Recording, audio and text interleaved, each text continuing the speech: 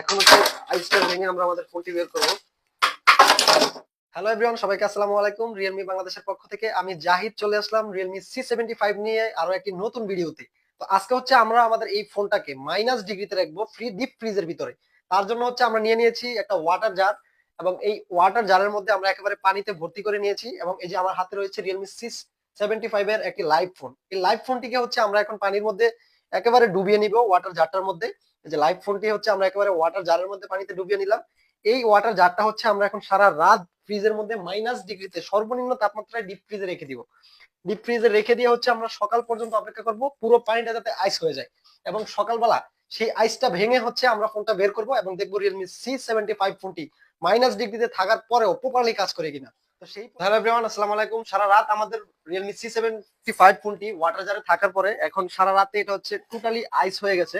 আমাদের যে লাইভ ফোনটা আমরা ওয়াটার জারে রেখেছিলাম ডিপ ফ্রিজের মধ্যে, এই যে একটু দেখা এখানে, এটা হচ্ছে এখন টোটালি আইস হয়ে গেছে। আমরা এখন এই আইসটা ভেঙে আমাদের ফোনটা বের করব এবং দেখবো যে আমাদের ফোনটা টোটালি ঠিক আছে কিনা এবং প্রপারলি কাজ করে কিনা।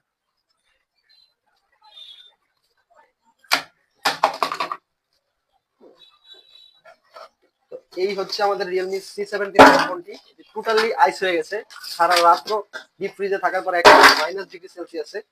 তো এখন হচ্ছে আইসটা ভেঙে আমরা আমাদের ফোনটি বের করব।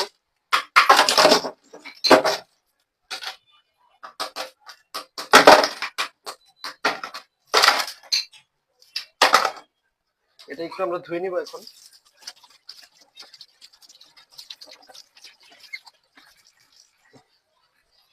তো এই ছিল আমাদের রিয়েলমি C75 ফোনটি। সারা রাত্র আইসের মধ্যে থাকার পরে ডিপ ফ্রিজে থাকার পরে আমাদের ফোনটি এখন প্রপারলি কাজ করছে, এবং কিন্তু ফোনটিকে আমরা খুব ভালোভাবে ধুয়েও নিয়েছি। তো এই ছিল রিয়েলমি C75 এর ওয়াটারপ্রুফের আরো একটি টেস্ট। তো সেই টেস্টও আমাদের রিয়েলমি C75 ফোনটি টিকে গেল। তো সবাই ভালো থাকুন, সুস্থ থাকুন, রিয়েলমির সাথেই থাকুন। Make it real.